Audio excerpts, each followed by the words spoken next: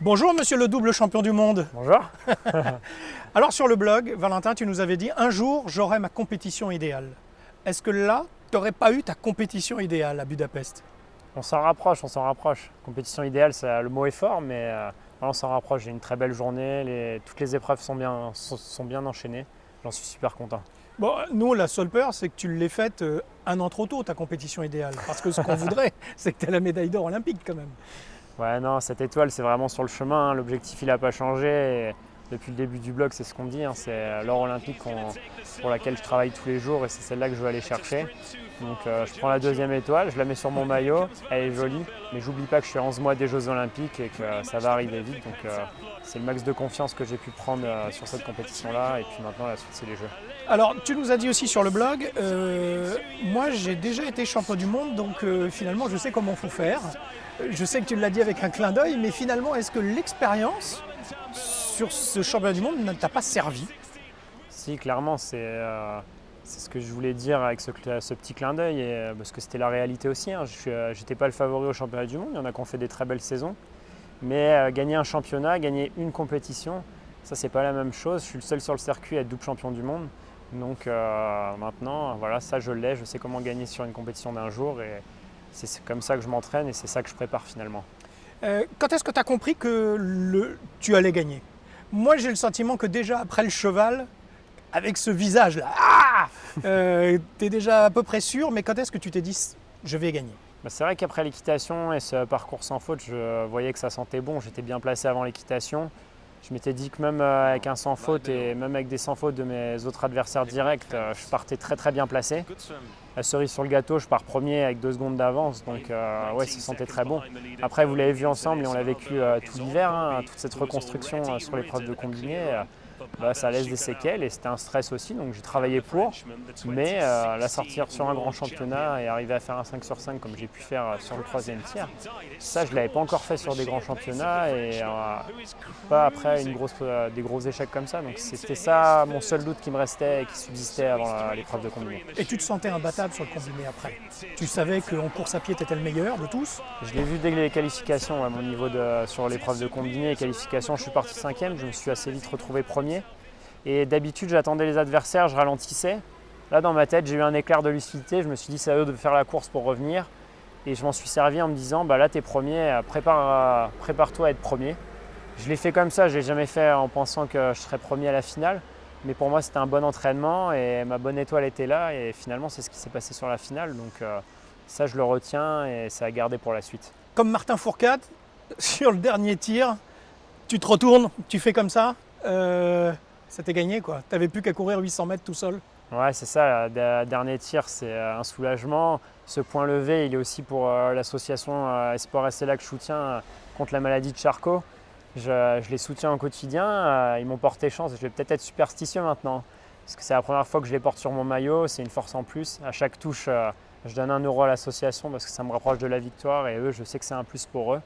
À ce point-là, il était brandi pour eux et ma victoire, elle dépasse plus que juste ma performance, mais tous les gens qui m'entourent et qui m'accompagnent sur cette route. Ensuite, c'est 800 mètres de plaisir parce que tu sais que tu as gagné. Donc pendant 800 mètres, tu profites de ça. Tu dois avoir tout dans ta tête qui passe. Et puis à l'arrivée, tu as Sébastien qui t'attend, ton entraîneur. Tu as Elodie qui t'attend. Waouh, cette vague de bonheur, ça doit être terrible. Raconte-nous un peu.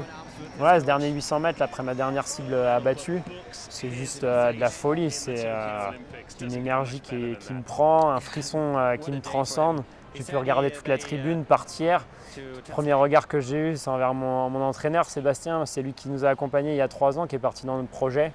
Il sait toutes les étapes compliquées qu'on a eues pour arriver à cette 2e étoile. Donc c'est avec lui qu'il nous a suivis, même dans les moments durs. Et c'était ce premier regard, il était pour lui. Et puis après, le reste, c'était pour profiter de tous les Français qui ont fait le déplacement, qui m'ont encouragé et qui m'ont poussé vers ce titre. Est-ce que, bon, on se le cache pas, tu l'as dit, ça allait pas très bien depuis quelques mois. Est-ce que ça a fait fermer quelques bouches? Et puis peut-être aussi rassurer un peu ta fédération, parce qu'elle te faisait confiance, mais néanmoins, je pense que là, tu leur as donné raison de te faire confiance. Fermer quelques bouches, non, le mot est fort. Je sais que je dépasse ça et j'ai pas envie de rentrer dans ces problèmes-là. Mais non, je suis content d'avoir pu renvoyer l'ascenseur à la fédération qui nous a fait confiance il y a 2 ans sur ce projet-là. c'était une page blanche. Nous, on avait tout à écrire et leur montrer qu'on peut faire des résultats et des résultats comme celui-ci et être double champion du monde. Bah voilà, c'est un juste retour d'ascenseur. Ça va encore nourrir cette confiance qu'on a ensemble avec toute cette équipe autour de nous pour aller chercher le meilleur à Tokyo dans un an. Et puis alors après, c'est l'emballement médiatique, beaucoup d'articles de journaux, la radio, on repasse la compétition à la télé, Philippe Nourri qui veut te recevoir, enfin là tu es dans une petite tornade quand même. Ouais, c'est génial, c'est juste un grand plaisir et c'est une fierté de pouvoir partager ça avec les gens qui m'entourent, partager ça avec le plus grand public via les médias et ça c'est juste un plaisir, c'est un plus. C'est le bon moment parce que là j'ai un petit break, mais c'est vrai qu'après quand je retournerai au travail, la médaille on la range, l'étoile on la met sur le maillot, mais le travail on y retourne et on donne tout. Alors là pour le coup le lendemain tu es retourné au travail avec Elodie pour le relais mixte. Ça n'a pas dû être super facile de retourner au combat, mais ça valait la peine et puis une médaille d'argent au bout avec Elodie. Ah ouais, dès le soir, je savais que je faisais le relais mixte avec Elodie, donc ça j'en étais super content parce que c'est vraiment notre plaisir à tous les deux, pouvoir partager une compétition ensemble et aller chercher une médaille ensemble. Après, je vous avoue que j'ai pas dormi avant 2-3 heures du matin avec l'excitation, avec le téléphone qui n'arrêtait pas de sonner. Le matin, quand le réveil a sonné, là j'avais très envie de dormir. Donc Elodie, elle m'a porté sur le début de l'escrime, elle m'a aidé à me réveiller. J'étais cuit physiquement, j'étais cuit mentalement, mais le corps et la tête savent quand on a besoin de faire un dernier effort, ils le donnent. Donc je le paye cette semaine à l'atterrissage à Paris, je suis vraiment fatigué, mais c'est que du bonheur. C'est quoi ton programme là? Tu retournes à l'entraînement là, sérieux, ou tu te laisses des vacances? Comment ça se passe? Là je retourne à Budapest, Ouais. on refait les championnats. Non, je rigole. Mais oui, demain matin 6h décollage pour Budapest, donc pour les Urban Games, c'est une compétition qui a été lancée cette année par le CIO. Après je rentre sur Paris, je pars à Londres souffler un peu 2 jours. Et après, direction Moscou avec Elodie pour un relais mixte encore pour finir cette saison. Et après, j'ai le droit à 10 jours de vacances. Et les championnats du monde de militaire, non? Et fin octobre, on aura les championnats du monde militaire en Chine. Pour terminer, un petit mot à tous ceux qui te regardent là et qui te suivent sur le blog. Et je sais que tu les lis, même si tu ne réponds pas toujours, tu les lis et ça te nourrit. Pas Philippe, hein? Ça te nourrit. Ça te nourrit. Non, c'est vrai que tous ces messages qui arrivent sur le blog et les retours qu'ils me font, c'est juste un bonheur parce que c'est que des messages bienveillants et c'est que des encouragements. Donc je prends le temps d'y répondre après les compétitions.